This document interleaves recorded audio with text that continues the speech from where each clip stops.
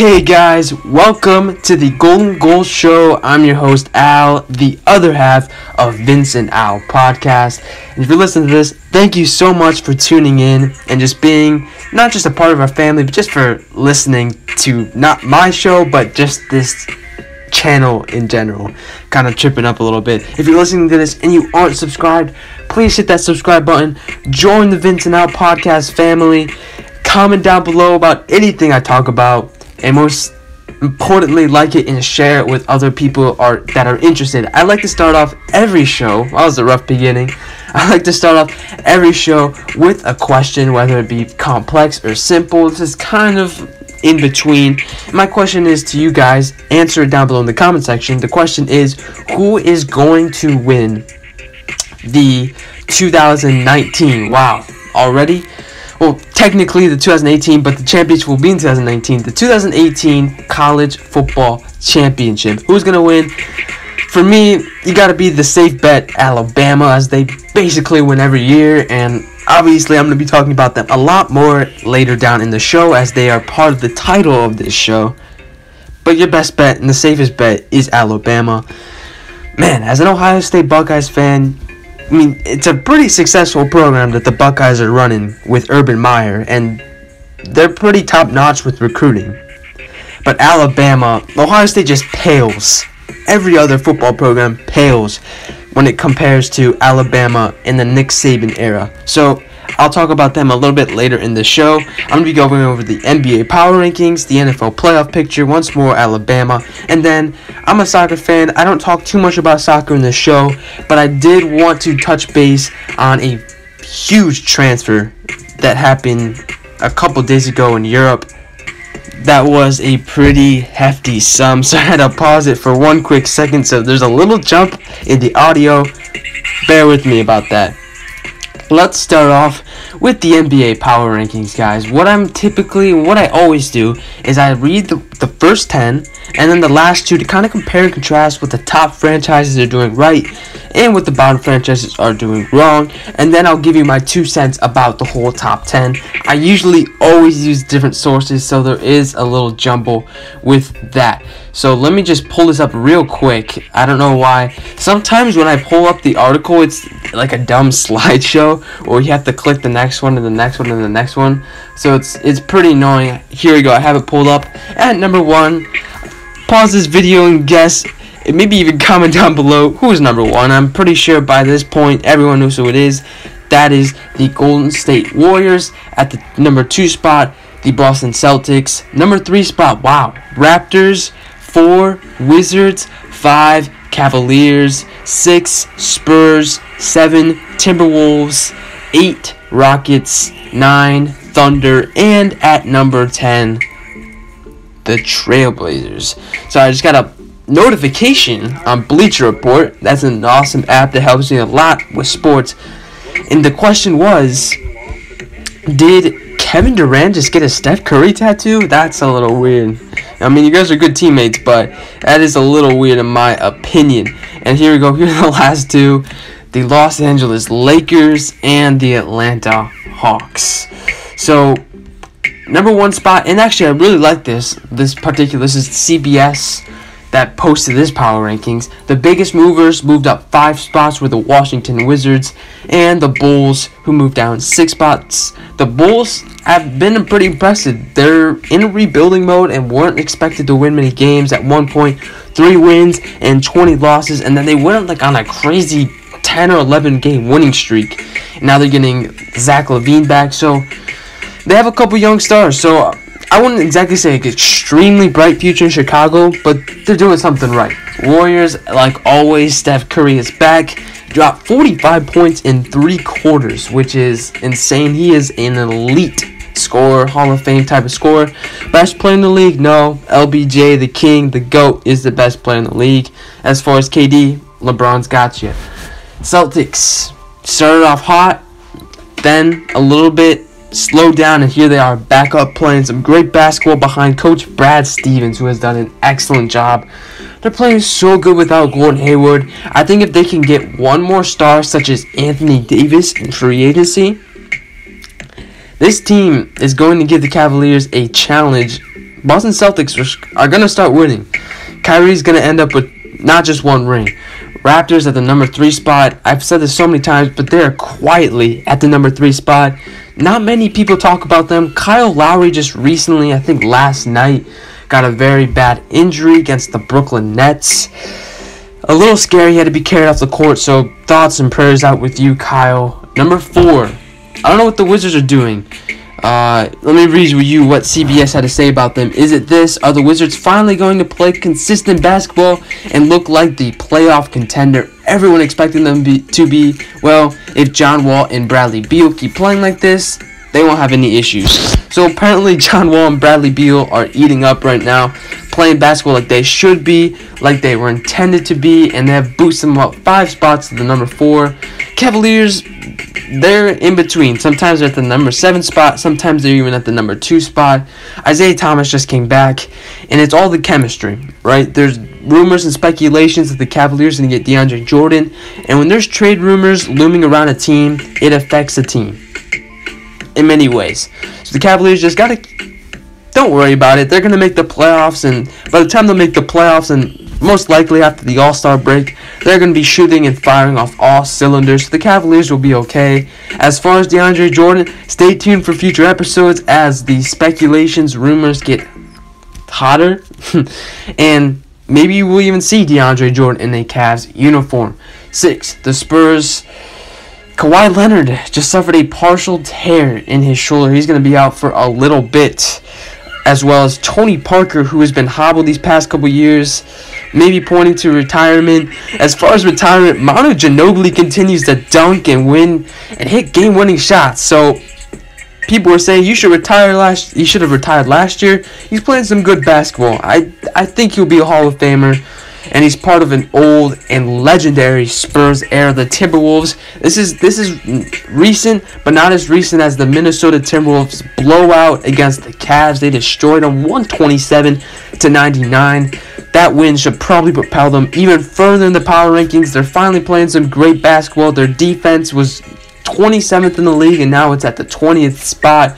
Jimmy Butler is brought in what he's supposed to do. He's leading this basketball team with Andrew Wiggins and Karl-Anthony Towns, and even Tyus Jones, who the Cavaliers had at one point, is playing some decent basketball, dunking on LeBron James.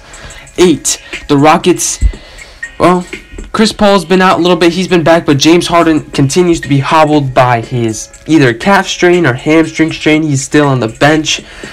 I think the Rockets need to add one more piece, and maybe they're waiting for LeBron James to come in free agency. We'll see. But the Rockets were hot, and now they're doing all right. Thunder, they're starting to feel themselves. They're starting to understand things. That's what's going to happen when you bring in 3 heavily high-powered offensive players in Russell Westbrook, Paul George, and Carmelo Anthony. They'll be okay. I like to see him at the number 5 spot when the season ends. And the Portland Trail Blazers, who the Cavs just recently blew out with Isaiah Thomas's homecoming, where he dropped 17 points in 19 minutes. They're 12-9 against teams that are under 500, which is pretty low. But against teams that are above 500, apparently the record is much, much better. If I do the math, they are 10-9, so not that much better.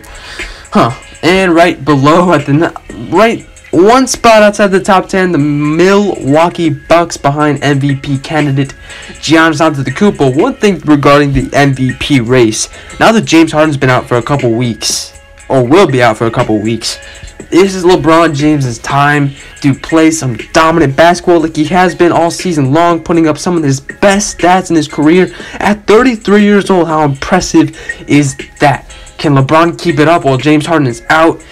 Giannis Antetokounmpo, you're winning the MVP next year. This year, it's LeBron. He's going to tie MJ, the ex-GOAT, with 5 MVPs. Now, headed on over to the 2017 NFL playoff picture. Here we got going on in the AFC divisional round. In one of the rounds, we have very, very rude to be playing over my music. We have the 5-ranked Tennessee Titans playing the number 1 seeded New England Patriots. That's a gimme. It's going to be the Patriots. It's Tom Brady at 40 years old leading the Patriots to the AFC Championship game. And actually, I read somewhere this is the biggest margin age in NFL playoff history, with Tom Brady being 40 years old and Marcus Mariota being 24. Brings me back to the good old Chiefs. Andy Reid is not clutch in the playoff time, whether it be him on the Philadelphia Eagles or him as the Kansas City Chiefs. Chiefs want to get rid of Alex Smith. They're ready for Patrick Mahomes to lead them. They have a very good young team with Kareem Hunt and Tyreek Hill and Travis Kelce, Barry on the defensive end. The Chiefs are good. If they can find the right coach, maybe get a couple more young, youthful pieces, this team could be good and they can bounce back. They might need to get rid of Andy Reid. As far as Alex Smith, come to Cleveland, bro. We're going to draft a young quarterback, and we're going to have him develop behind you like Patrick Mahomes. But, hey, maybe you can get us to a mediocre level. We're at an awful level. Just get us to a mediocre level. The other AFC divisional round, we had the Jacksonville Jaguars playing the Pittsburgh Steelers. Last time these guys played, Ben Roethlisberger threw 5 interceptions. I'm sorry for all you fantasy owners that had Ben Roethlisberger, bro. You got a lot of negative points. Jacksonville Jaguars have one of the best defenses in the league, led behind Jalen Ramsey, who once more the Cleveland Browns should have drafted. The life of a Browns fan. That's rough. Anyway, I got the Pittsburgh Steelers. They just have that extra oomph. Blake Bortles didn't look too impressive with their 10-3 victory over the Buffalo Bills. It should be a good game. I'm not sure if high scoring is the right answer. I don't even know if Antonio Brown will be back, but we'll see. My bet is the Patriots against the Steelers in the AFC Championship game. NFC Divisional Round, the Falcons against the Eagles, 6-1. Typically, you'd go with one. I'm picking the Falcons over the Eagles, and here's one of 2 reasons. One of the reasons is that they are hungry. They hate the 28-3 blowout lead jokes. They hate it. The Warriors hated the 3-1 lead, and guess what? They got KD and won the championship that next year. Falcons played very impressive against a young Los Angeles Rams, who had one of the highest powered offenses this season in the NFL. They played pretty good, and they made a statement. An extreme statement. Carson Wentz isn't there. He's huge. He's the big motivator. He's a huge reason as to why the Eagles got a 13-3 record. Nick Foles didn't look too impressive in their last game. Can he return to his old Nick Foles self? That Nick Foles that threw 7 touchdowns in one game? We will see, but my bet, it's the Falcons. And in the last NFC divisional round, we got the New Orleans Saints playing the Minnesota Vikings. Now, this, in my personal opinion, will be the best game out of these divisional rounds, the best out of 4 games. I definitely am looking forward to watching this game Sunday, January 14th at 4:40 p.m. Eastern Standard Time. Who should I pick? Who should I pick? My gut, what I want, my heart wants the New Orleans Saints. Drew Brees' last run. I want the Saints to win. At the end of the day, I'm going to be picking the Minnesota Vikings, who once more also have one of the best defenses in the league. And their offense is pretty high-powered itself. It's going to be a close game. It should be a fun game to watch. But it's me, Vikings against Falcons, and Patriots against Steelers. I'm not going to tell you who wins from that and who's going to win the Super Bowl, because I could be wrong. But I'm going to go back to this next week and see if I'm right. Hear me out one more time. Steelers, Patriots, Saints, Vikings. Let me know down below in the comment section what your predictions are. Who do you think will be advancing and playing in the championship rounds? Let me know, and maybe even throw me who's going to win the Super Bowl. Let's head on over now. Alabama. Should I talk about Alabama or Philip Coutinho? Who do you want? I'm listening to you guys. What do you guys say? All right, we'll talk about Alabama. Alabama, not much to talk about as far as, obviously the question wasn't directly Alabama. The question, I haven't really thought of the title, but I think it's going to go somewhere like the greatest dynasty in college history or college football history, something like that. Something that intrigues you guys to click on this video. You got to be honest sometimes. But Alabama just recently won the national championship last night, beating the Georgia Bulldogs 26-23 in overtime. I saw the first half. I had to go to bed because I'm on a workout program. I need to sleep. I need to get my beauty sleep. But Alabama wins. I just read it. 26-3. But Georgia was up 13-0 at halftime. 13-0. Alabama goes on to outscore them 26-10. Nick Saban pulling off some clutch moves. That's why he's also arguably the greatest college coach in history, because he's able to pull off those moves. And also, when you win that many national championships, you can afford to be that risky. Kirby Smart, that was his first national championship, and correct me if I'm wrong, that was his first year as a head coach in Georgia. But Georgia bounced back, get a good recruiting class, and win that national championship next year. Well, if you're playing my Buckeyes, then I'm sorry, but Jake Fromm, at least in that first half, I'm sure with the pressure, he kind of maybe choked in that second half, but Jake Fromm as a true freshman, and if Georgia won, my title would have been like the greatest true freshman of all time, something like that. Once more to intrigue you guys, I gotta be honest.